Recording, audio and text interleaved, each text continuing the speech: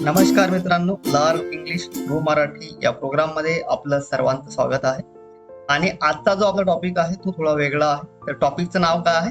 Common expression. काय आहे common expression? म्हणजेच काय, आपण जे जनरली आपण काही भाव व्यक्त करतो बरोबर आयुष्यामध्ये, तर त्याला आपण काय म्हणतो? Common expression. ते आपण जनरल लाईफ मध्ये वापरतो. तर आपल्याला बघायचं आहे. सुरुवात करूया. बघा, आता जो पहिला कॉमन एक्सप्रेशन आहे तो आहे once in a blue moon. Once in a blue moon लक्षामध्ये. तर आता याचा अर्थ काय होतो? Very rarely. व्हेरी रेअरली म्हणजे मराठीमध्ये काय होईल? क्वचितच. एखादी गोष्ट कशी क्वचित घडणे लक्षामध्ये. जसं की एक्झाम्पल बघा, I only eat ice cream. I only eat ice cream once in a blue moon.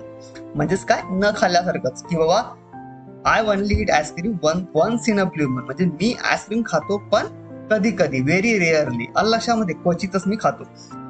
असा काय सेंटेन्सचा अर्थ होईल. नेक्स्ट आहे I love painting. I love painting, but I only get the chance to do it once in a blue moon. Once in a blue moon चा अर्थ काय होतो? क्वचितच, व्हेरी रेअरली लक्षामध्ये.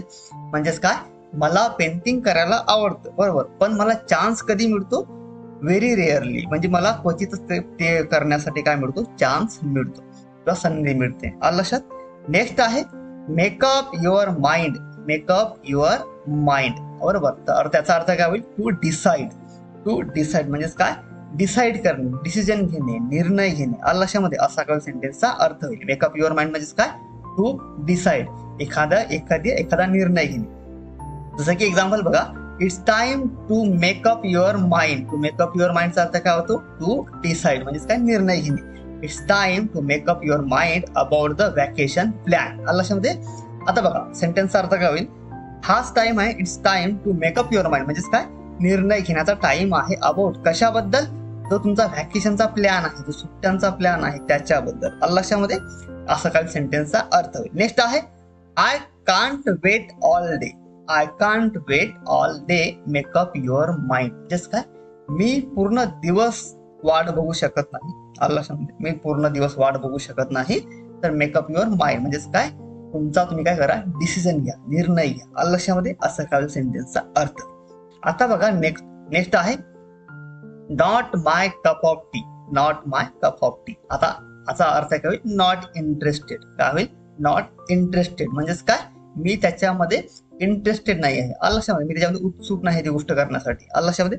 असा काय त्याचा अर्थ होईल? Not my cup of T. Next म्हणजेच काय? आता बघा त्याचं एक्झाम्पल बघा. एक्झाम्पल कसे होतील? She loves spicy food. She loves spicy food, but it's not my cup of tea. बरोबर. She loves spicy food, but it's not my cup of tea. म्हणजेच काय? तिला स्पायसी फूड आवडतात, तिला मसाल्याचे पदार्थ आवडतात बरोबर, but it's not my cup of T म्हणजे मला ते आवडतात का? नाही. असा काय सेंटेन्सचा अर्थ. नेक्स्ट आहे playing football is fun. Playing football is fun, but chess is not my cup of tea म्हणजेच काय? जे फुटबॉल खेळणं आहे ते कसं आहे? फन आहे बरोबर, पण but chess is not my cup of tea. पण जे चेस खेळणं आहे, चेस मला आवडते का? नाही आवडत. Not my cup of tea म्हणजेच काय? मी त्याच्यामध्ये इंटरेस्टेड नाही आहे बरोबर, पण चेस मध्ये मी इंटरेस्ट आहे का? नाही. Playing football is fun but chess is not my cup of tea म्हणजेच काय? फुटबॉल खेळणं एक आनंदाची गोष्ट आहे, पण मला चेस मध्ये काही इंटरेस्ट नाही आहे. असा काय सेंटेन्सचा अर्थ. होप तुमच्यासाठी चाललं असेल. आता बघा नेक्स्ट आहे give me a break. Give me a break म्हणजेच काय? लिव्ह मी अलोन, किंवा मग आपण त्याला म्हणू शकतो की मला सुट्टी द्या त्या गोष्टीपासून लक्षामध्ये. जसं की एक्झाम्पल बघा, I have been working non stop. I need someone to give me a break लक्षामध्ये. आता बघा, I have been working non stop म्हणजे मी काय करत आहे?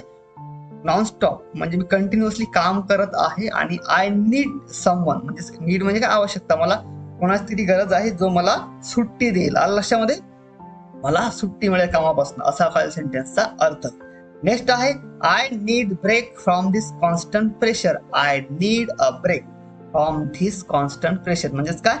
मला ब्रेक पाहिजे बरोबर. आय नीड अ ब्रेक कशापासून? फ्रॉम दिस कॉन्स्टंट प्रेशर लक्षामध्ये. जे कंटिन्युअसली आपण समजा तो किंवा ती काम करत असेल तर तिला काय पाहिजे? त्याच्यापासून सुट्टी पाहिजे, ब्रेक पाहिजे. असा काय सेंटेन्सचा अर्थ.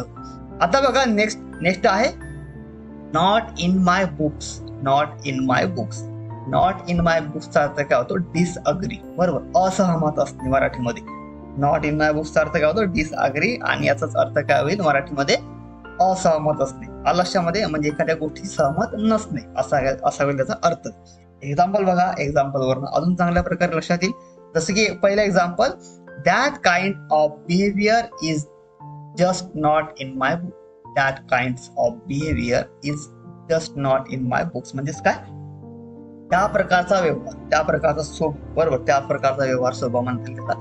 इज नॉट म्हणजे तशा स्वभावाशी, तशा व्यवहाराशी मी सहमत आहे का? नाही आहे. डिसअग्री आहे. आलं लक्षामध्ये? म्हणजेच not, just not in my books म्हणजेच काय? मी त्याची सहमत आहे का? नाही आहे. आलं लक्षामध्ये?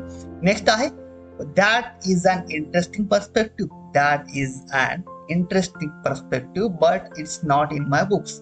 बरोबर. आता बघा, म्हणणं काय चाललं त्या सेंटेन्सचं, की तो जो पर्स्पेक्टिव्ह आहे, तो हेतू आहे, तो कसा आहे? इंटरेस्टिंग आहे.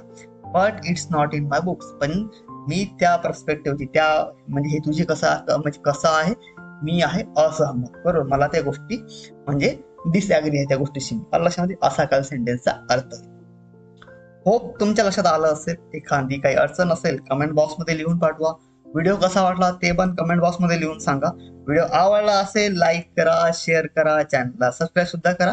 तर आजसाठी एवढंच. भेटूया पुढच्या व्हिडिओमध्ये. तोपर्यंत नमस्कार आणि थँक्यू फॉर वॉचिंग.